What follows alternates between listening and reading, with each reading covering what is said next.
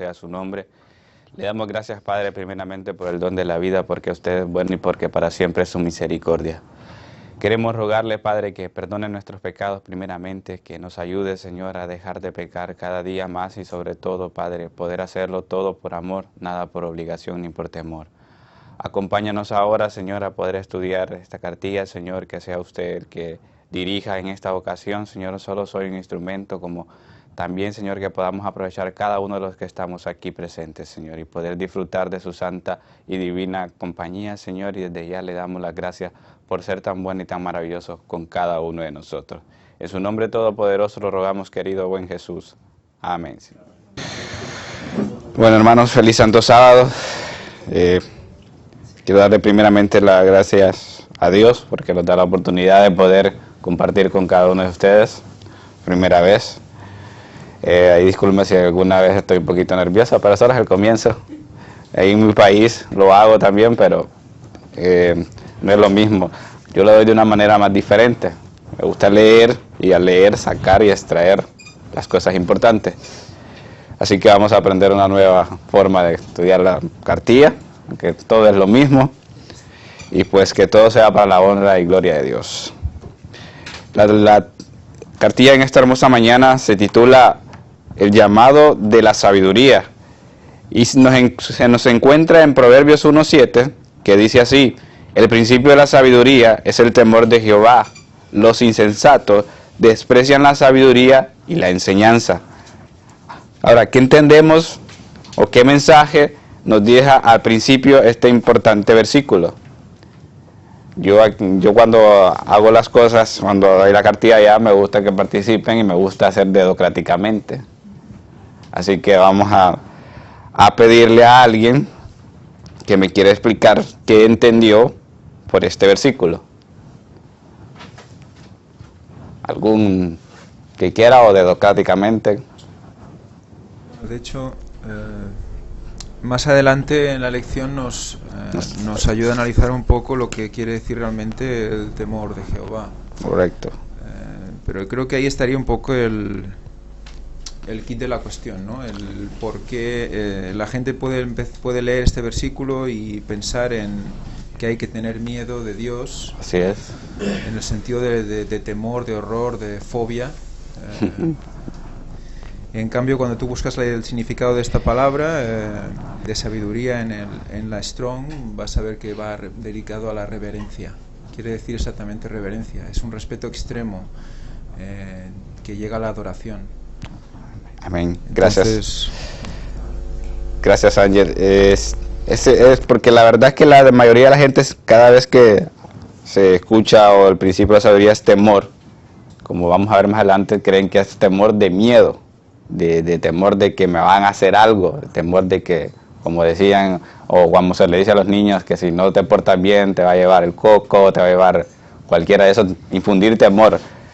Pero como vamos a ver más adelante, el principio de la sabiduría, lo que quiere decir es ese temor es un respeto, es una adoración, es de amar a Dios, de respetar, de hacer su voluntad, de obedecer sus mandamientos y poder hacer lo que Él quiere. Dice, del Edén en adelante, la raíz de la tragedia humana se encuentra en las elecciones equivocadas. El hombre perdió todo porque prefirió ir al engañador en vez de escuchar a aquel que es la verdad, el único que tiene entendimiento. Al mezclarse el bien con el mal, su mente se tornó confusa.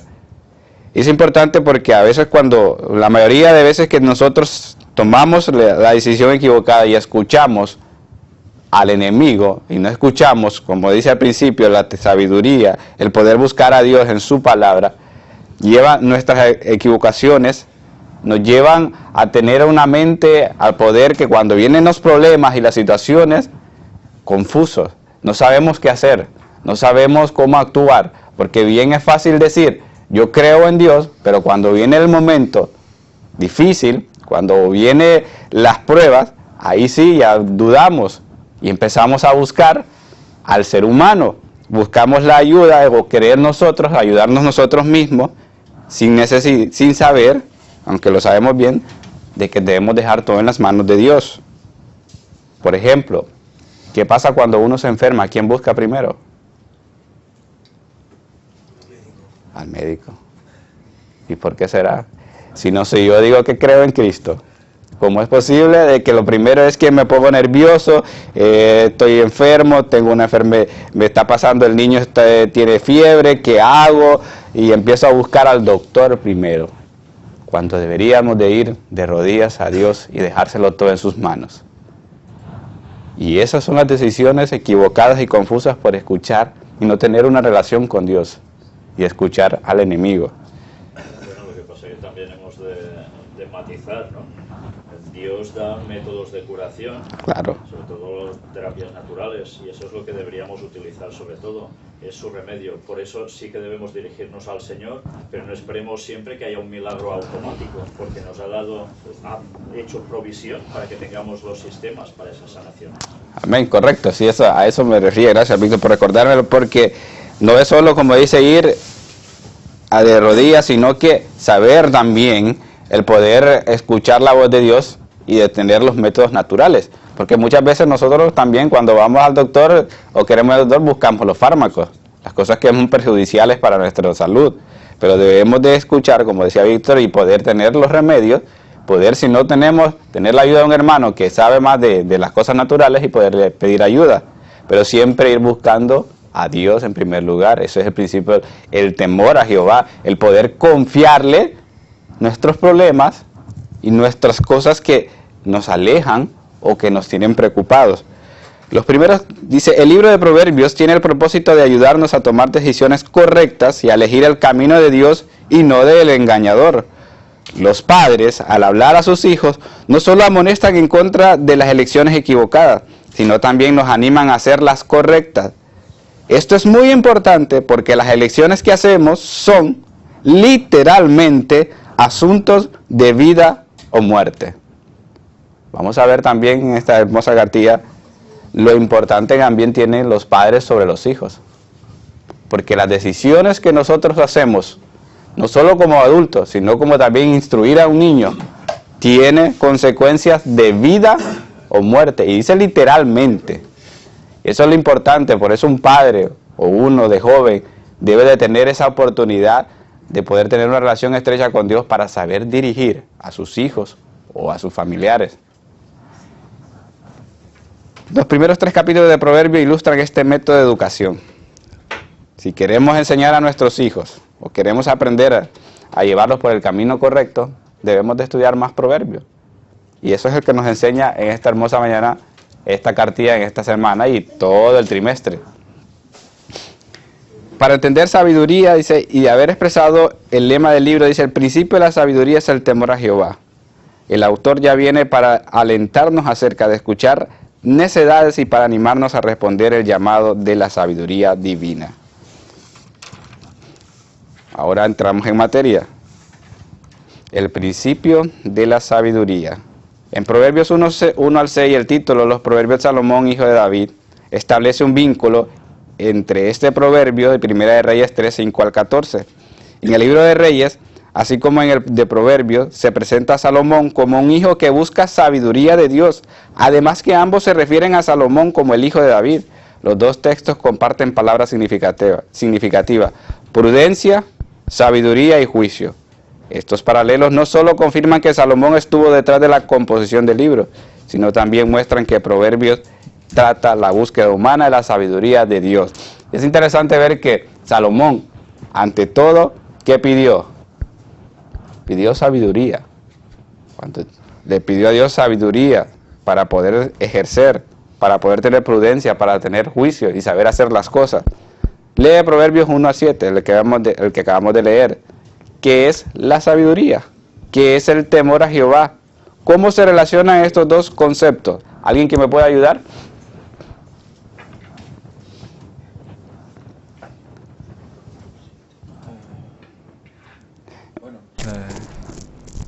En el momento que reconocemos que hay un Dios que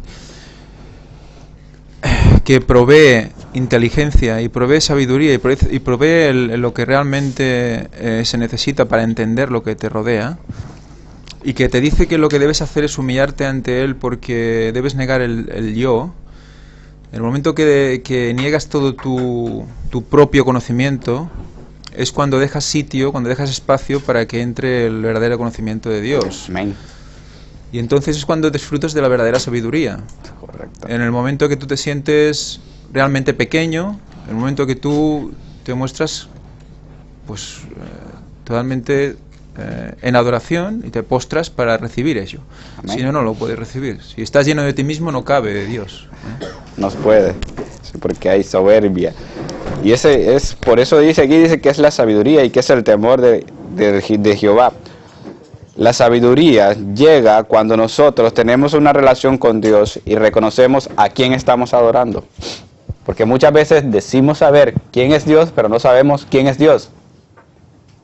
Porque no sabemos el tipo de Dios que tenemos. A veces lo minimizamos o a veces no creemos. La mayoría de las ocasiones, ¿por qué? Porque tenemos esa falta de lo que es de una relación con Dios. Para lograr tener una sabiduría, porque mucha gente piensa que la sabiduría y la inteligencia son la misma, son igual. Cuando dice Pablo que tu fuerza está en tu debilidad, pues viene por ahí también. Correcto. Cuando tú te sientes débil y vulnerable, cuando ves que realmente dices, yo es que soy que trapo de inmundicia. Entonces cuando Él coge Hasta ahí. y te eleva al cielo. Cuando tú estás, te sientes realmente lo que eres, en lo mismo, ¿no? Amén. Y es verdad, porque a veces nosotros, de eso es la sabiduría, ese es el temor, reconocer que estamos ante un Dios y que le respetamos y que le queremos y que Él es la máxima autoridad en todo el universo, para poder comprender, para que Él haga y ponga la sabiduría en uno, y no solo ser la inteligencia, porque la sabiduría e inteligencia son distintas. Sabiduría, dice, se define aquí como una experiencia religiosa. Está relacionada con el temor de Jehová. Este concepto importante de la religión hebrea es la clave del proverbio. No solo aparece repetidamente, sino también constituye el marco de todo libro. El temor de Jehová no tiene nada que ver con el miedo supersticioso e infantil al castigo divino. Debe entenderse, en cambio, como la conciencia aguda de la presencia personal de Dios en todo momento y lugar. El temor de Dios había caracterizado la reacción del pueblo frente a la revelación divina en el Sinaí, así como explicaba su compromiso de ser fiel y de amar a Dios en respuesta al pacto de Dios con ellos. Es interesante ver cómo aquí explica el autor qué significa el temor a Jehová, como lo veníamos diciendo al principio. El temor a Jehová no es tenerle miedo, es tenerle respeto, como lo hacía el mismo pueblo de Dios cuando se presentó ahí. Por eso nos lleva a Éxodo 19, 16 al 20, ver lo que era cuando la presencia de Dios se presentaba entre ellos, temían, pero no un temor de miedo, sino un temor de respeto, de saber quién era Dios. Y el autor aquí nos dice que debemos de tener muy en cuenta que es el temor a Jehová, de tener esa relación con Dios, no de tenerle miedo. En pocas palabras dice, temer a Dios significa ser fiel y amarlo. Y eso es lo importante, temer a Dios significa ser fiel y amarlo. La frase del principio de la sabiduría es el temor a Jehová, significa que la sabiduría origina este temor. La palabra hebrea para el principio es reshit, apunta a la primera palabra que presenta la historia de la creación. La primera lección de la sabiduría, entonces, es comprender que Dios es nuestro creador, que Él nos da vida y aliento, que siempre está presente, un Dios de amor, justicia y redención. Es interesante porque relaciona como la palabra reshit, que significa a la creación, el creador, que la sabiduría también, el principio también es saber que somos creados por ¿quién? Por un Dios. Que no hay teoría de que venimos del mono, que venimos de una célula, tantas cosas que se dicen, que de dónde venimos, sino de tener la comprensión de que somos creación divina, que tenemos un Dios de justicia y redención. Se nos dice que debemos amar a Dios, dice, y también temerlo. ¿De qué modo en tu propia experiencia con Dios estos dos conceptos están relacionados? Interesante pregunta lo que nos dice el autor al final. ¿De qué modo en tu propia experiencia con Dios estos dos conceptos están relacionados? ¿Cómo lo vivimos a diario este concepto? El temor y una experiencia con Dios. La verdadera educación, vamos al lunes. Pues. Lee Proverbios 1, 8 al 19, dice, ¿qué dos formas contrastantes de educación se presentan aquí? ¿Cuál es el mensaje para los padres y para todos los que temen a Dios? Que alguien me lo pueda leer. Proverbios 1, 8 al 19. ¿Puedo volver al lunes? Sí, claro. Domingo. Ay, sí. Viendo al domingo, bueno, me he dejado más cosas, ¿vale? Pero un detalle así un poco para Víctor, no algo numérico que he visto. Proverbios 1.7 dice que el principio de la sabiduría es el temor de Jehová, que vendría siendo lo mismo en el capítulo 3, versículo 5. Fíate de Jehová de todo tu corazón y no te apoyes en tu propia prudencia. Viene a decir lo mismo. Proverbios 1.7, que es 8, y Proverbios 3.5, que es 8.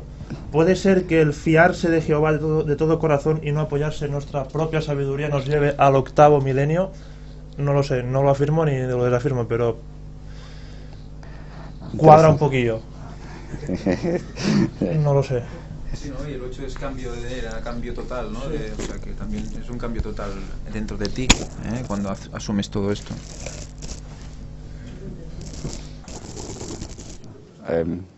¿Alguien que me lo lea? Venga, era Proverbios 1, del 8 al 19. Sí.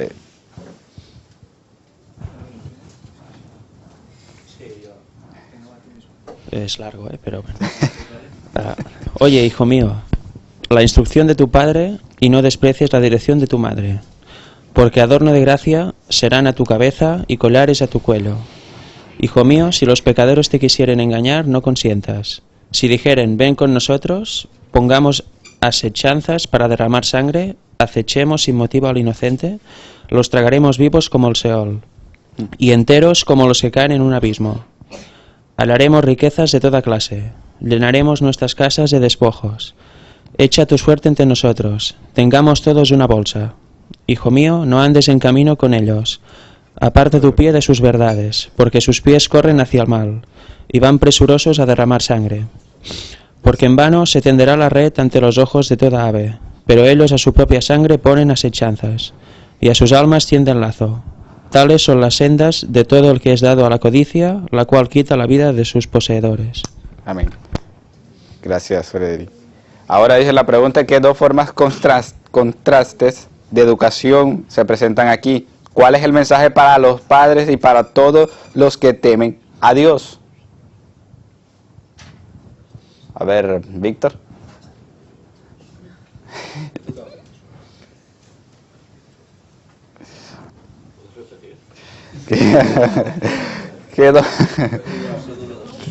¿Qué dos formas, dice, contrastes de educación se presentan aquí? ¿Cuál es el mensaje para los padres y para todos los que temen a Dios? Según lo que acabamos de leer de Proverbios 1, 8 al 19. Pues no sabría resumírtelo. Yo, Es muy largo. como padre, como padre aquí nos muestra que el estar sujeto a tus padres, a la familia y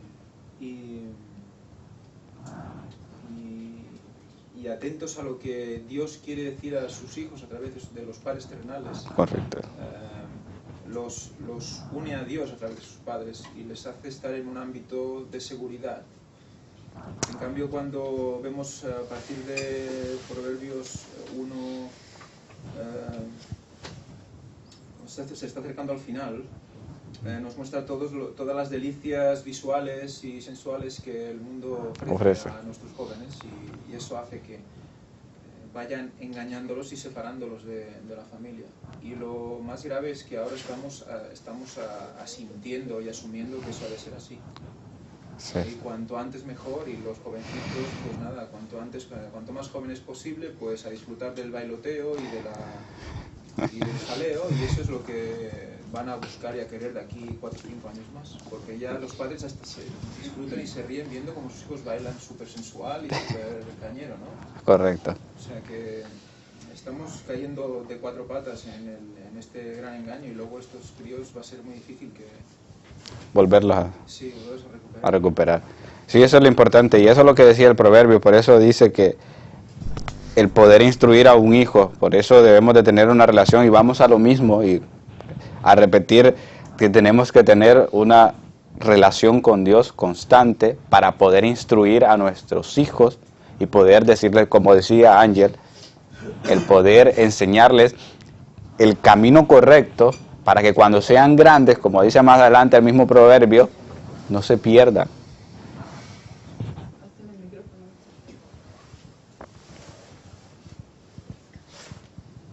Bueno, yo entiendo que en este proverbio que nos está significa que si nosotros somos obedientes a nuestros padres terrenales, pues que prestaremos obediencia a nuestro Padre Celestial. Correcto. En la manera en que seamos obedientes acá en la tierra, entonces significa que estamos de acuerdo con las enseñanzas del cielo.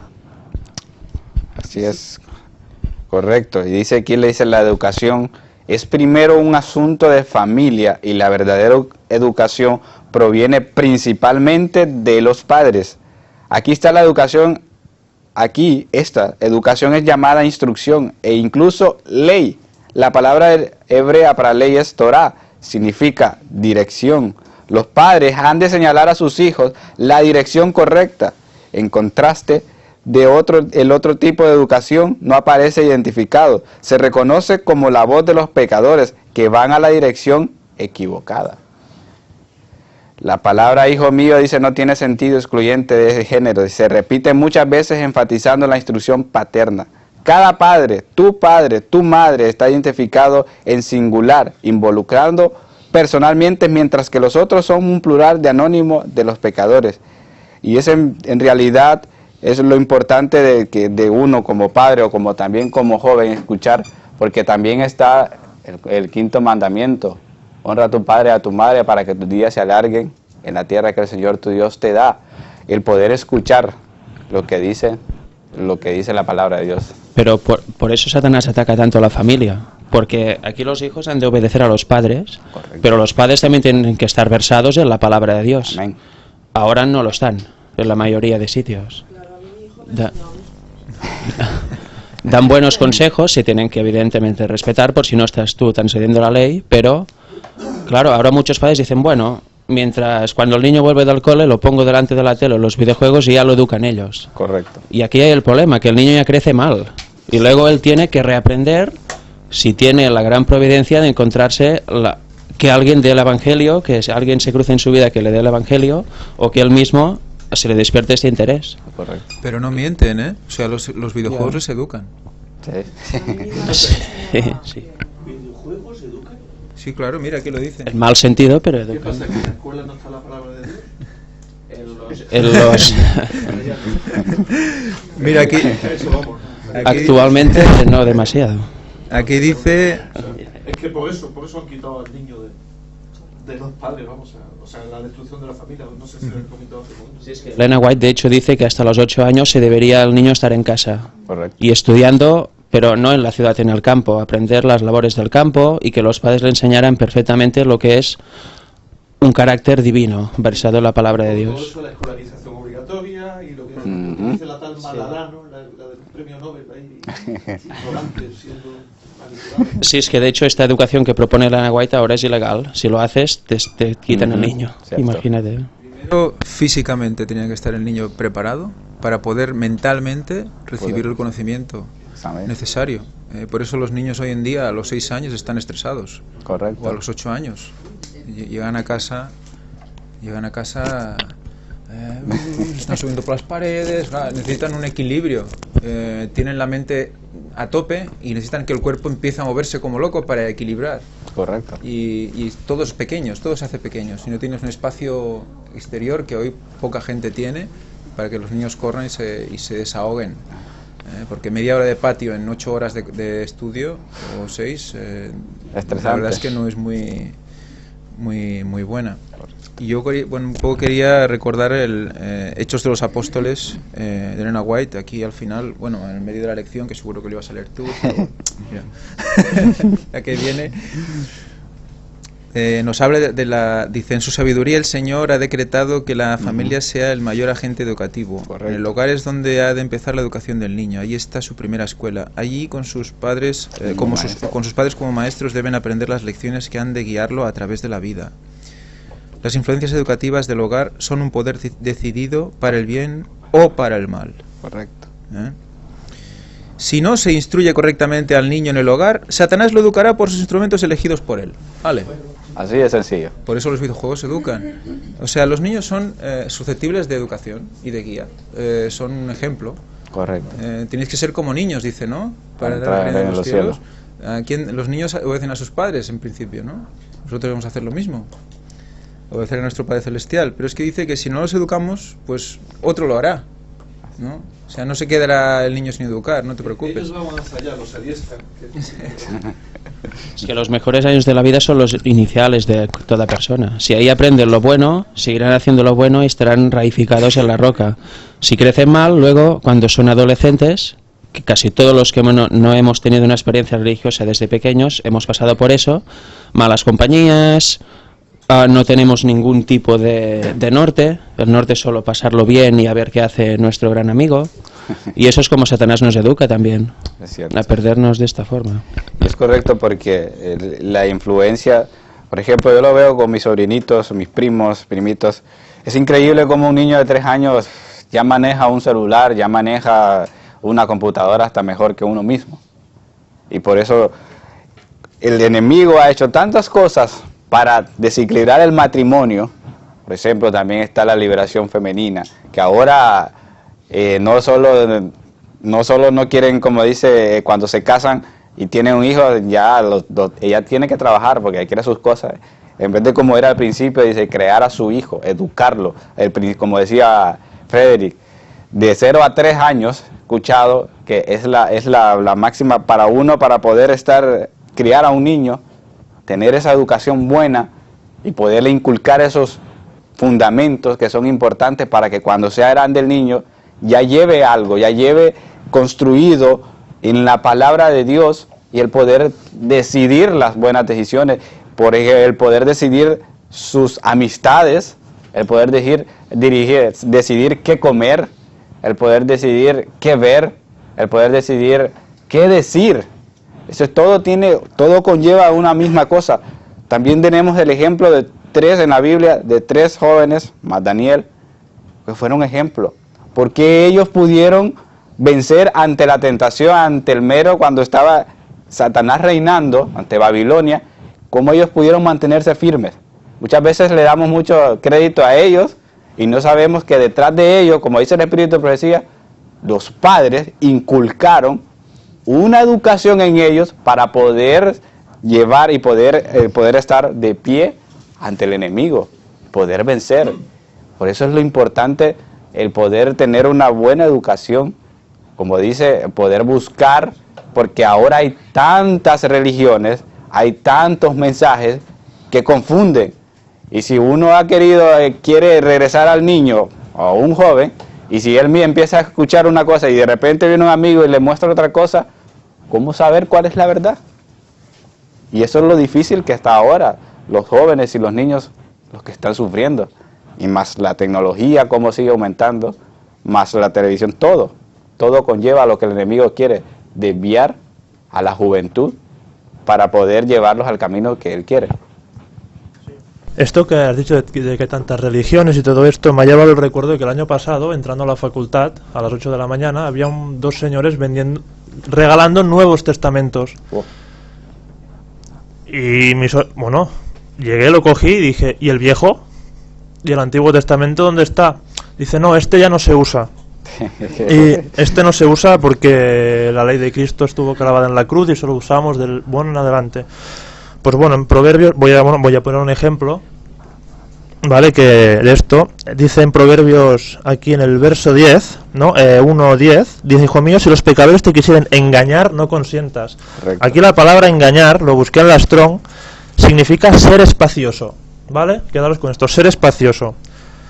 Y no diré ni el capítulo ni el verso, que está en Mateo. Dice: entrad por la puerta estrecha, porque ancha es la puerta y espacioso es el camino que lleva a la perdición. Evidentemente, los apóstoles y toda la gente de Cristo en adelante, igual que Cristo, se basan en los profetas. Correcto. Y en la gente que Dios levantó en el Antiguo Testamento. O sea que sí que se sigue usando. Amén. Es interesante ver ese punto de vista porque hay mucho, como dice, el camino es ancho y el más fácil es agarrar para el camino, por así decir, el camino del mal, y angosto y lleno de piedra, lleno de espinas, es el camino que lleva, como dice, a los pies de Cristo, ese llevarnos a la Canaán celestial. ¿Por qué? Y más como la verdad que uno como joven sufre bastante por el entorno, por la sociedad, por el miedo de decir, ¿qué van a decir si yo digo que ya no como carne, que no tomo gaseosas, que respeto el día sábado, no trabajo ese día, no voy a fiestas, no bebo, no fumo? Lo quedan viendo a uno raro. ¿Cómo aguanta? El joven, si no tiene, por eso lo importante y por eso el actor nos habla aquí acerca de una educación que completa en las cosas de Dios, porque no es fácil. Créanme, aún en la familia, uno ha sufrido, por así decir, sufrido de ver que dice, y vos ya no comes carne, pero es que con razón estás tan flaco, pero siempre ha sido así. Cuando comía carne no comía, siempre ha sido así. No, pero es que ahí te vas a desnutrir y esto y lo otro, y cuando algunos primos vienen y te invitan, vamos a una fiesta, no, yo no puedo ir, yo no voy a fiesta. ¿Cómo y por qué no? Y así empiezan, no, pero es que qué raro eso. O cuando uno no convence, dice, la religión te lo prohíbe, ¿va? No, es que no es la religión, es el temor a Jehová, como dice aquí el mismo proverbio. Esa es la sabiduría, el poder comprender. Pero, como desde niño, quien nos cría es un televisor, una computadora y los padres trabajando, pero el niño en casa siendo educados, o por, como dice, la muchacha que los cuida, o por la televisión. Entonces, ¿qué respuesta van a tener si aún? Y esto se basa también en un hogar adventista. O sea, que no es solo de afuera. En el hogar adventista estamos en lo mismo. Entonces, ¿cómo un niño va a ir a enfrentar algo cuando alguien le dice o les infunde temor o los quedan viendo raros? Entonces, ¿él qué va a querer hacer? Va a querer compararse a ellos. ¿Por qué? Porque tiene temor y decir que no le hablen o que lo queden viendo raro o que lo ignoren. Eso es difícil para un como joven o como niño, y eso es lo importante. Y por eso, gracias a Dios, le doy gracias a mi Dios porque mi madre me ha educado de la manera correcta en las cosas de Dios. Todavía tengo mucho que mejorar, pero sí es fundamental tener esa educación para poder enfrentarse, no crea, y no solo por lo de afuera, no me importa mucho, pero con la familia que uno ama, que uno quiere, y que le digan esas cosas como que tumba, a veces como que uno lo pone triste, pero también ahí confío, como dice, tener confianza en Dios, que Él es el que nos ayuda y el que nos va a poder superarnos y poder superar, porque vienen cosas aún terribles con nuestras propias familias. Wallace, ¿cuál era la palabra que has dicho antes? Quería decir espacioso, que no me acuerdo. Vale, pues eso nos llama también a ser firmes y radicales en el buen sentido en el sentido literal de raificarnos en algo, echar raíces sobre algo. Si no nos raificamos solo en la palabra de Dios, vamos a dejar espacio para otras cosas. Cuando entran otras cosas, entra contaminación. ¿Se contamina qué? El santuario, que es nuestro cuerpo, el templo de Dios. Si se contamina, no estamos suficientemente preparados para captar toda la luz que Dios nos quiere dar y desarrollar completamente el don que nos ha dado Dios a su antojo. Por lo tanto, eso es muy interesante, no dejar espacio para nada que no provenga de la Biblia y que sea ordenado por Dios. Amén. Porque aunque sea muy pequeño, ya te desvías en algo. Y eso nos pasa a todos. Correcto. Mira, he aprendido algo ahora, tengo que ser mucho más radical. O sea, tenemos que ser mucho más estrechos con el mundo. O sea, que solo entre lo de Dios, todo lo otro fuera, aunque sea muy bueno y muy agradable a nuestros ojos pervertidos por el pecado. Correcto.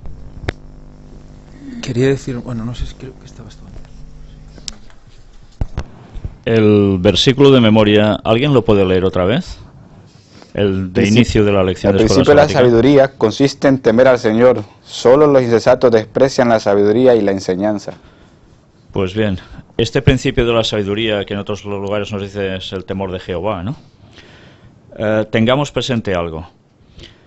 Ben Carson, adventista, cirujano reconocido que se va a presentar para la presidencia de los Estados Unidos en el año 2016, cosa fuerte, Sí. fuerte y triste, está haciendo apología precisamente a esa sabiduría para el pueblo de Estados Unidos como el privilegiado de Dios, ¿bien?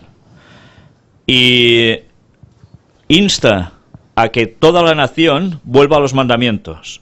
Recordemos que Elena White escribió precisamente que eso ocurriría. Y el principio en el que se van a basar para volver a imponer el domingo como día de reposo va a ser precisamente que hay que tener ese temor de Jehová, porque esa nación fue basada sobre unos principios cristiano-judaicos o judío-cristianos, etcétera, etcétera. El mismo Ben Carson está propiciando eso. Ahora es cuando nos hemos de empezar a preguntar qué está pasando ya en la Iglesia Adventista para que esto se llegue a tolerar, se deje y no pase absolutamente nada y no se pongan medidas. Pues es para pensar, ¿eh? Correcto. Pero a ver si van a ser los propios que teóricamente están dentro de una Iglesia Adventista los que lleven a la nación a todo lo contrario. O sea, es que ya es ilógico todo. Después, en cuanto al tema de la sabiduría, evidentemente la verdadera sabiduría ha quedado al margen de del mundo en general, Sí. sobre todo en Occidente. La verdadera sabiduría se concentra para muchos en ciencia, pero en ciencias, en artes y en todo lo que queramos imaginar, menos en la ciencia auténtica que es el conocimiento de Dios. Entonces, si en los hogares ya eso ha quedado desfasado, si en las escuelas ya no hablemos, pues realmente la sabiduría ha quedado desestimada de la humanidad. Amén. Se conservará en ciertos lugares y en ciertas personas, pero a nivel general vamos hacia el principio de Sodoma, Gomorra y el tema del diluvio. Vamos de cabeza a eso. Elena White escribió que en el último tiempo sería cada vez más evidente la separación entre el pueblo de Dios auténtico, no el que se dice pueblo de Dios, sino el auténtico, y el resto del mundo. Porque habría una gran diferencia en la forma de hacer, en la forma de plantearse la vida, en todo. Correcto. Tú decías sobre el pasárselo bien y esas cosas, ¿no? Que eso a cualquier joven pues le atrae, es lógico. Exacto. Si atrae a los mayores, ¿cómo no va a atraer a los jóvenes? Pero claro, ahí está la educación de los padres. Por desgracia, ¿por qué Satanás ha atacado tanto a la familia, como antes decíamos? Para eso. Pues porque sabe que desestructurar la familia hará que los niños la sabiduría no la tengan. Quizás instruirá uno de los dos cónyuges al niño, quizás, en los caminos de Dios. Pero ese punto, ¿en qué va a repercutir? Pues en que los niños tendrán también ese planteamiento. ¿Y a quién hago caso? ¿Al papá o a la mamá? ¿A quién hago caso? ¿A Dios o a lo que me tira el corazón? Es un problema ya para niños. Correcto. ¿Eh? Entonces, ese planteamiento para los padres es angustioso. Para los padres cristianos es angustioso. Pero es en el planteamiento de matrimonios mixtos, de que uno es y el otro no. es. Correcto. Pero lo peor es cuando los dos son cristianos, son creyentes auténticos, y resulta que tampoco están andando plenamente en la verdad. Porque esos son los que forman a los niños, que van a ser un auténtico desastre para la Iglesia y más para el mundo, porque son los que van a terminar de confundir al mundo, porque en vez de darles la luz, se van a poner entre ellos como ellos. Y eso es lo peor. Entonces, todos los padres deberían hacer un planteamiento de sus propias vidas. Amén. ¿Somos sabios nosotros mismos? Si en algo la hemos pifiado, nos hemos equivocado, pues lo hemos de reconocer y hemos de cambiar. Pero a nuestros hijos los hemos de instruir correctamente y no dejar que lo instruyan nadie por nosotros. Aún y así los niños deberán ir a colegios, deberán ir a institutos, a universidades. Pues esa labor solo la podemos hacer en casa y en las iglesias. Así es. Porque las iglesias son las que deberían mantener a los niños también allí, con ese, como decimos en catalán, ese caliu, ese calor de brasas, ¿no? Correcto. Todos somos responsables de los niños también en la iglesia, Así es. no solo los padres. Y a veces hay cosas que se nos escapan o no recordamos, ¿no? Pero desde luego, en el último tiempo, ese principio de la sabiduría va a ser el que va a marcar realmente Vital. quién es el remanente de Dios y quién no. Así es. Y como decías que ahora es tan difícil que un niño se eduque, pueda tener los padres más consagrados posible, que claro, harán su efecto, no lo digo que no, pero como decíamos anteriormente, el problema está en que vivimos en una sociedad pero tan depravada, que realmente es tan difícil que los niños no se vean influenciados por nuestra sociedad, ya sea por la escuela, por todo lo que nos bombardea a nivel mundial.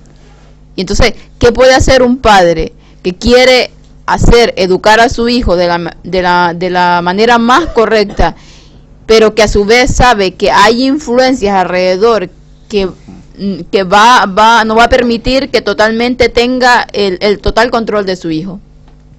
Entonces es de plantearse ahora, bueno, los que ya tienen hijos, pues ni modo, tienen que doblar rodillas cada minuto, cada instante, para que Dios permita que sus hijos no los arrebate el enemigo. Y claro, y ser un ejemplo intachable referente a sus hijos, porque como decíamos anteriormente, los niños hacen lo que ven y son totalmente influenciados y absorben todo eso, y al final, aunque no lo hagan cuando estén pequeños, cuando están grandes viene a resurgir todo eso. Entonces es de plantearse ahora si realmente estamos en tiempo de querer tener hijos más, y cómo lo vamos a educar.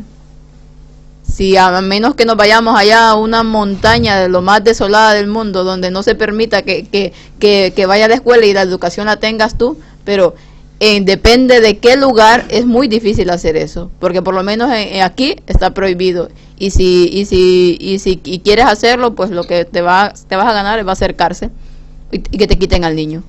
Entonces es de plantearse hoy, los padres que ya tienen a sus hijos, pues orar, porque únicamente Dios los puede ayudar, y los que no tienen hijos, pues plantearse si realmente, faltando tan poco tiempo para que venga Cristo, viendo que esto cada vez se pone más difícil y que lo que vamos a hacer es traer un niño a sufrir a este mundo, porque lo que se viene, nosotros como dice Elena White, no tenemos la más mínima idea del colapso que se le viene a este mundo. Entonces, ¿cómo haremos cuando nos quieran quitar a nuestros niños y nos obliguen y nos digan, si no te convertís o si no haces lo que diga, este niño va a morir? Entonces es de ponerse a pensar qué es lo que realmente nosotros debemos de hacer, de utilizar esa sabiduría divina para saber qué hacer en esta situación.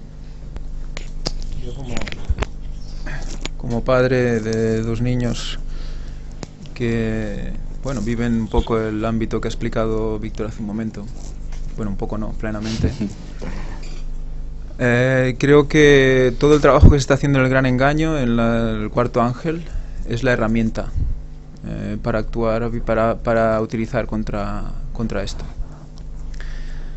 para enseñar a los niños. Recordemos que tenía que venir ese tercer Elías, que tenía que hacer un trabajo como hizo el segundo también, y como hizo el primero, ¿no? Que los padres volvieran a sus hijos a los padres. Correcto. Pues creo que esta herramienta que Dios nos ha dado, que es este ministerio, y todo lo que se está mostrando desde el año 2006 y antes, es identificar la nueva cara del pecado. Correcto. Lo sutil que llega a ser. ¿Y cuál es la obligación de un padre en esta situación? Cuando tú ya tienes tus hijos contigo y los tienes que alimentar espiritualmente de alguna manera, es evidentemente dar ejemplo, evidentemente enseñar el evangelio, evidentemente todo eso, pero también decirle, mira, ¿ves eso? Eso es pecado. ¿Ves eso? Eso es un engaño de Satanás. ¿Ves eso? Eso también lo es. ¿Ves esa forma? ¿Ves ese símbolo? Mira a ver de dónde viene. ¿Por qué lo ponen ahí? ¿Quién lo ha puesto? Correcto. Mi niña el otro día, ¿esa estrella de 5 puntas? ¿Tú crees? Digo, hombre, no sé quién la ha dibujado, por qué la ha dibujado, para qué la ha puesto ahí, ¿no? Pero quiere decir que esas cosas, si no se las pones antes de que ellos vean, pues entonces, claro, no se van a preguntar de dónde viene, ¿no? Pero si tú estás viendo una película con ellos, una película que se supone que es cristiana, y salen cosas, como por ejemplo, ayer vimos una película cristiana, toda la familia, y resulta que estaban discutiendo, la película se llama Dios no está muerto, la recomiendo, pero la recomiendo que la veáis con ese gran filtro, y porque vais a ver muchas cosas ahí. Vais a ver muchas cosas ahí. Hay un mensaje intrínseco importantísimo ahí. Hay cosas buenas, como en todo, pero hay una cosa, hay una línea general ahí que hay que estudiar. Como por ejemplo, que evidentemente hay un chaval que se dedica a defender ante todos que Dios creó el mundo ante una clase de filosofía, ¿no? Y el maestro les obliga a ponerlo todos en un papel. Dios está muerto. Y él es el único cristiano que hay. Dice, yo no puedo afirmar esto. Dice, Dios me ha llamado a que demuestre que Dios existe. Y el maestro le deja 20 minutos en cada clase para demostrar que Dios existe. Y cuando le toca hablar de la creación, y hablan de Darwin, dice, Darwin solo explica los cambios, pero no quién creó todo. ¿Qué engaño hay ahí? ¿No está diciendo lo mismo que dice el catolicismo? ¿No está diciendo que la evolución no la niega? Sí. ¿Solo niega quién creó? O sea que hay tantas cosas que hay que desvelar a nuestros hijos para que ellos vayan donde vayan, lo puedan desvelar a quienes están a su lado, que es así. Yo creo que es la manera que podemos formar a los nuestros hoy en día, no hay otra. Correcto. Estamos rodeados, como dice ella, de todo. Estamos imbuidos, por lo tanto hay que hacer que vean con el filtro del Espíritu Santo. Y ahí es donde entra lo que él decía. ¿Qué es lo que hace que estemos preparados o no? Es el Espíritu Santo. Amén. El Espíritu Santo va a hacer que tengas esa sabiduría. ¿Quién te la proporciona? Él. No hay otro. Y te va a llevar por caminos que no sabes, que tú no te imaginabas. ¿Cómo es posible? Ahora por aquí, ahora por allí. La sabiduría de Dios no es la de los libros, no es una línea. Hay mucha cosa ahí. Así es, así es. Ya el título de la película es curioso, ¿no? Porque todo el siglo XX se ha dedicado a ensalzar lo que dijo Nietzsche, ¿no? Que Dios se había muerto, ¿no? Y todo el siglo XX se ha dedicado a eso, a destruir la idea de Dios mismo. Y ahora que venga que haya una película con ese título, ¿cómo es? Dios no está muerto. Dios no está muerto, o sea, es fuerte. No, pero ahí es una película con doble rasero, con doble sentido, con la intención buena, pero bueno, me gustaría que la vierais y luego hacemos un grupo de WhatsApp y hablamos, porque hay muchas cosas que extraer ahí. Yo creo que hay muchas cosas, y es muy moderna la película. Es el año pasado, creo, así. Muy bien hecha, buenos actores, y hay un flujo de cosas y cosas que no se dicen y que se dan a entender, que creo que tendríamos que analizar, porque creo que es exactamente todo lo que hemos ido denunciando al respecto del ecumenismo. Amén. Y Eclesiastés también habla de la juventud. Eclesiastés 11, 9 y 10 dice: alégrate, joven, en tu juventud, y tome placer tu corazón en los días de tu adolescencia, y anda en los caminos de tu corazón y a la vista de tus ojos. Pero sabe que sobre todas estas cosas te juzgará Dios. Y luego te dice qué hacer. Quita pues de tu corazón el enojo y aparta de tu carne el mal, porque la adolescencia y la juventud son vanidad.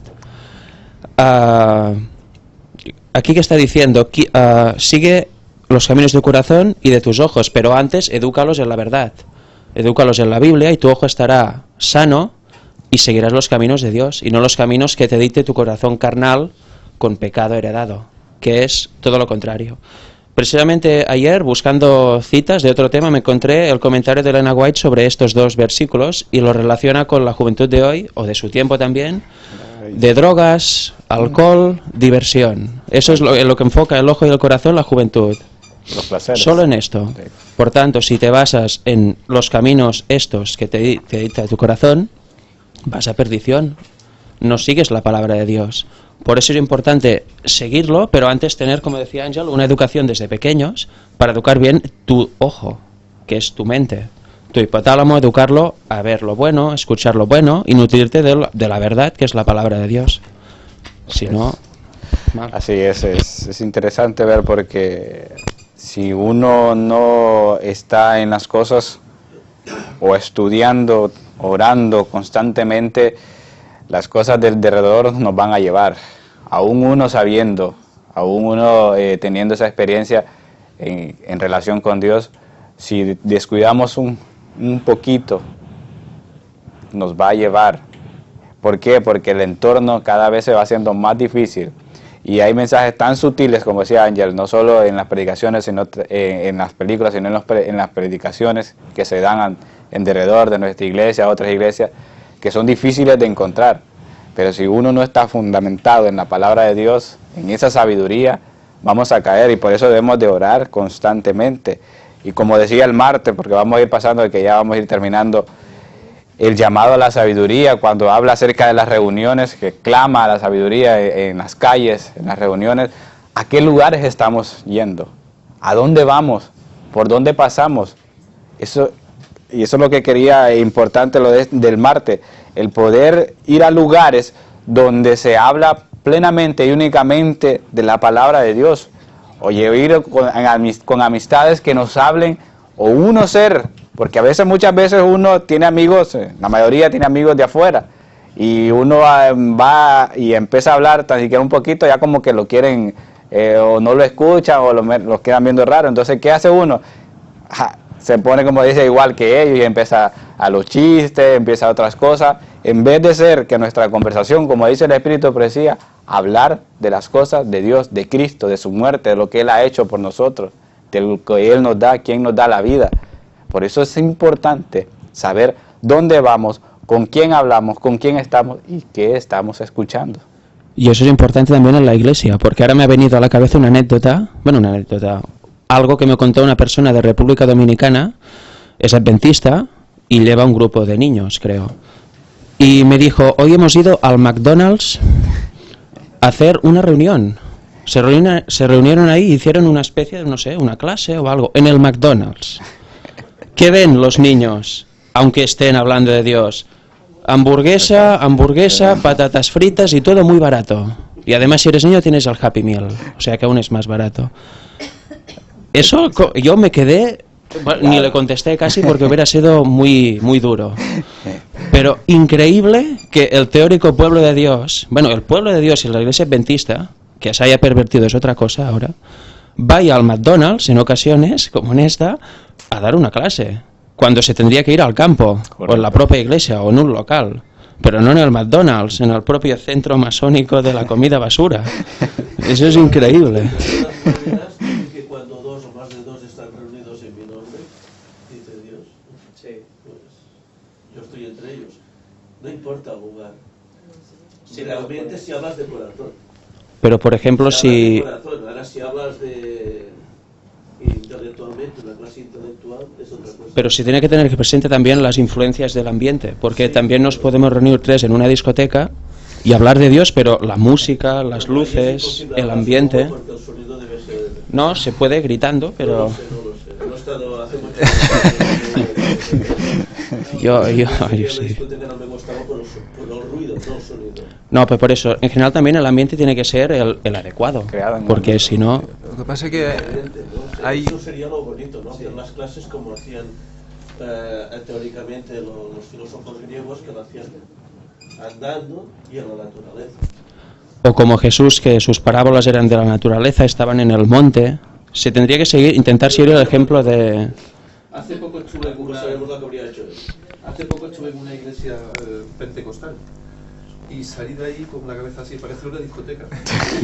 De música, que hace música. Bueno, había música y todo, había guitarra eléctrica 2 y batería y qué bonito, ¿no? Y era todo, y se lo dije a la chica, oye, y me dijo, no es lo mismo rezar que alabar, eso es la palabra. Se ve que alabar era gritar en voz alta, aleluya o amén, pero en voz alta y fuerte, y yo salí con la cabeza así. Es como si en vez de este cuadro él hubiera puesto un cuadro de el baile de Monroe. O un mismo Picasso que se ve todo retorcido, ¿no? Claro.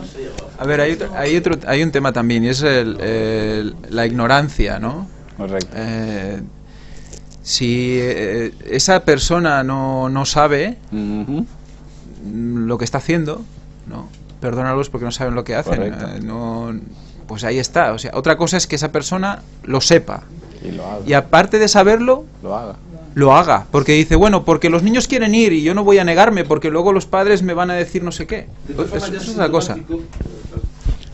Hombre, Es sintomático de que sea un McDonald's, ¿no? Porque hay 1000 sitios donde... Correcto. Esa es la Hay pregunta. 1000 sitios donde... Y un McDonald's ya es muy sintomático. Ese No es- se sabe dónde se Yo me imagino la pregunta, niños, ¿dónde queréis hacer la clase? ¡Vamos a McDonald's a comer! Vámonos. Esa es la pregunta. Y Si el hay problema un montón de viene- lugares, ¿por qué precisamente sabiendo McDonald's? Es que lo que es sintomático es que una persona de la iglesia adventista no sepa que el McDonald's de dónde viene. Eso es sintomático y a mí me da pena. pero es que aquí viene el problema. Esta persona sí que sabe que el McDonald's bueno, pues proviene de masonería y que es comida basura y que no se debería ir ahí. Pero como por un día no pasa nada, ¿no? Dice el mundo. Y otra cosa, exacto, y otra cosa, ¿cómo se nos conoce? ¿Cómo se conoce al pueblo adventista? Por el mensaje pro salud. Hasta en revistas de National Geographic lo habían sacado quiénes dura más y estábamos entre...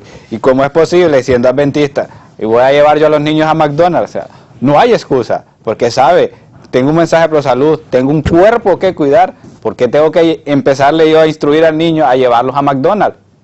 ¿Qué es lo que van a ver? No, ya no me gustan las verduras, no me gusta la carne. Y eso es impresionante.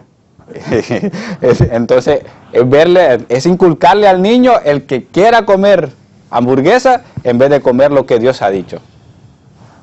En ese sentido. Jesús también decía que era más importante lo que salía de la boca que lo que entraba. Entonces, no es tan importante comer carne o no comerla, sino lo que tú dices y piensas y sientes. Eso es lo más importante. Lo que pasa es que si comes cerdo, yo creo que si estás comiendo miedo, vas a... ¿no?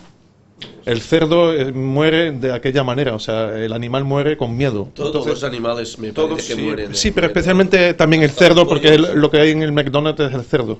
Entonces, si comes cerdo, No he que ido comes nunca. cerdo en McDonald's, No sé.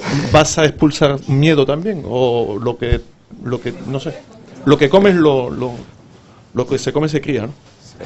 Se pasa. Sí, pero es que comiendo cerdo directamente estamos desobedeciendo a Dios y a vosotros Correcto. ya entraríamos en una premisa que ya no podemos entrar. O sea, eso ya no es discutible, ¿sabes? El tema es este, ¿no? Claro, ya estás desobedeciendo directamente, ya no hay Correcto. temor de Dios. Ya se quita. Y estamos entrando en un campo que, claro, no es...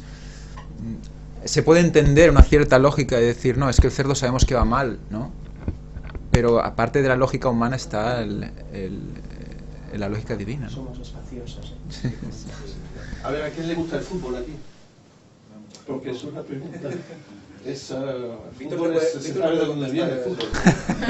El fútbol se sabe de dónde viene también. En un pub que es masónico, etcétera, etcétera. Y además todo lo que simboliza, todo abajo, ¿no? Los pies. O sea, Tiene El ídolo de barro. Con pies de barro. Bueno, quizás para finalizar ya toda la temática, es cierto que debemos cuidar nuestro cuerpo, hemos de ser conscientes dónde vamos, dónde pisamos correcto. y sobre todo pensando en que esto no es solo para el cuerpo, es porque influye en nuestra mente y por tanto en nuestra Tiene mucho- espiritualidad. Exacto. A partir de allí sería bueno que a todos los cristianos que se dicen ser auténticos se les dijera realmente dónde hay lugares que es mejor no estar. Eso está Ujú. claro, ¿no? Correcto. Pero a veces te puedes encontrar en esa situación por diversas circunstancias. Sí, sí, sí. Y eso no quiere decir que en cualquier lugar no podamos predicar el Evangelio. Claro. ¿eh? Jesús lo hizo en cualquier lugar y con cualquier persona. Siempre que podía los llevaba a su terreno. Y así es como funcionaba Enoc. Bajaba a las ciudades, hablaba a las personas y se los llevaba con él Correcto. durante un tiempo para instruirlos. Eso es un ejemplo para nosotros. Después, a partir de aquí, seamos sabios, busquemos la sabiduría de Dios, porque es lo único que nos va a hacer subsistir para poder conseguir la eternidad con Cristo. Nada más. Así es. Y en la lección del jueves, hay un proverbio que es clave. Proverbios 3:7. No seas sabio en tu propia opinión. Teme a Jehová, que es principio de sabiduría, Amén. como hemos visto, y apártate del mal. O sea, no importa lo que creas o lo que llevas aprendiendo durante toda tu vida. Estudia la Biblia, eso es principio de sabiduría, entiéndelo, profundiza, acéptalo, interiorízalo, hasta que sea parte de ti, y eso hará que te apartes del mal. Todo lo otro no importa. Así es. Sería un resumen. Apartar del mal, cuando el mal viene a ti. Tú vives aquí en un estado que está organizado y hay unas leyes. Tú si tienes unos hijos irán al colegio. Cuando los hijos están en el colegio y llegue la clase de educación sexual, que les ponen allí una polla de plástico encima de la mesa y hacen pasar a los niños a poner un condón. Cierto. ¿Qué? ¿Cómo puedes tú decir, no, oiga, es que es obligatorio? Es que los niños es obligatorio que vayan al colegio. Y es obligatorio que asistan a esta clase. Y es obligatorio esto, ¿qué? O sea, no es tan fácil. Luego en casa se les tiene. Está organizado y hay unas leyes que tienes que cumplir. Trata a Dios lo que es de Dios y al César lo que es del César. Y aquí debes obediencia a la ley. Y si la ley dice que a los niños hay que darles educación sexual, tú tienes que aceptarlo. Y la educación sexual que les dan es alucinante. Porque es alucinante, porque llamar educación sexual a poner un pene de goma encima de la mesa y hacer pasar a las niñas de primera fila a ponerlo para que todos los gamberros de la última fila se burlen, o sea, es una cosa que era para grabarlo y sacarlo por la televisión para que la gente diga, bueno, que se ha vuelto a loca la Generalitat o qué. Y sin embargo, no protestó nadie. Solo tú. Bueno, pues yo porque un profesor se negara a que sus alumnos fueran a clase ese día, ¿vale? Pero fue uno, pero es que hay 10.000 en Cataluña y fui el único que se negó. Los otros 9.900 profes aceptaron, ¿vale? Una hora que no trabajo, puta madre. Que vienen las doctoras a explicar el sexo a los niños. Y la explicación del sexo a los niños era eso. Ponían un pene de látex encima de la mesa y hacían pasar a las niñas a ponerlo. Y yo dije que ni de coña, y tuve una bronca y casi me echan de 26. Supongo que ahí se ha quedado Pues O sea, no dices, hay que ir con cuidado a dónde se va. No puedes impedir que tus niños vayan al colegio, porque, para empezar porque es obligatorio. No, yo creo que tu actitud fue buena, pero lo que sí que se tiene que hacer es, cuando se llega a casa, luego sí, educarlos en la verdadera educación. Aunque no se puede impedir que vayan a estas clases, luego en casa dejar claro lo que hay. Y luego así es, como, por decirlo de alguna manera, minimizas el daño que le han puesto en el colegio. Eso sería la buena actuación. Eso lo tienen dentro. Así es, hermano. Y Hace unos días he hablado con una hermana que tiene una niña mi hermana menor, tiene una niña de 3 años que todavía no va a la escuela y no la han vacunado. Se han negado lo de la vacunación desde el principio. Y yo creo que por coherencia no deberían de llevarla a la escuela tampoco. Sí, bueno, se puede a lo mejor hacer muchas cosas, pero bueno, yo ya le he aconsejado que vea un documental que se llama La educación prohibida, que a lo mejor no es, pero bueno, ya te indica lo que es cómo funciona la educación en la escuela y todo eso. Ya es muy difícil decirle lo que puede hacer, por lo menos que la lleve ya a los 6 años, cuando ya es obligatorio de verdad, y si puede vadear lo que sea, como hay gente que lo hace, o si no, pues eso que estáis diciendo, ¿no? De enseñar en casa lo que... Lo importante es, hermano, que debemos de aprender, como dice la primera escuela para un niño es la casa, es cómo lo crío, qué le digo, qué ve, qué testimonio de mí como padre, y poder inculcarle al niño, y cuando vengan esos episodios, él pueda ver, ya tiene una educación, ya tiene algo que le han dicho en la casa, y poder él rechazar ese tipo de información, y poder, pero lo más importante es, como dice al principio, la sabiduría, es tener conciencia de que uno debe de orar, debe de estudiar, y orar por nuestros hijos a diario, a cada momento, a cada instante, para eso, porque el contorno y el entorno en que estamos nos lleva, o la misma sociedad los puede atraer a esas cosas que no son recomendables. Pero lo más importante, hermano, es debemos de reconocer que si creemos en un Dios Y si sabemos quién Él es, entonces podemos dejarlo todo en sus manos. Él está al control de todo y debemos de confiar en Él. Pero sí confiamos en Él. Si no, no podremos hacer nada. Y eso es lo más importante, orar constantemente, estudiar la Santa Biblia, como también el Espíritu de Profecía. Esto está volviendo al principio. Un principio de sabiduría básico sería reconocer que no sabes, que no sabemos. Y entonces dejamos entrar. Exacto. Como decía el jueves, es de rechazarme yo. Primero de ver quién soy. No sé nada. A ver, Usted, el poder decir no sé, el poder decir, Señor, usted es el sabio, usted instrúyame, usted enséñeme. Porque yo no sé nada, porque lo único que sé es, por así decir, basura lo que el mundo me ha dado, lo que el mundo me dice, la sabiduría eterna que no sirve, es la sabiduría de lo alto. Entonces, Señor, instrúyeme en tu sabiduría, en tus caminos, en tu palabra, y a guiarme, como decía el proverbio al principio, el lector, que los proverbios enseñan la instrucción de poder guiar por ese camino. ¿Cuál es el camino? El de obedecer su ley, de guardar sus mandamientos, obedecerle por amor. Que Dios les bendiga en esta hermosa mañana.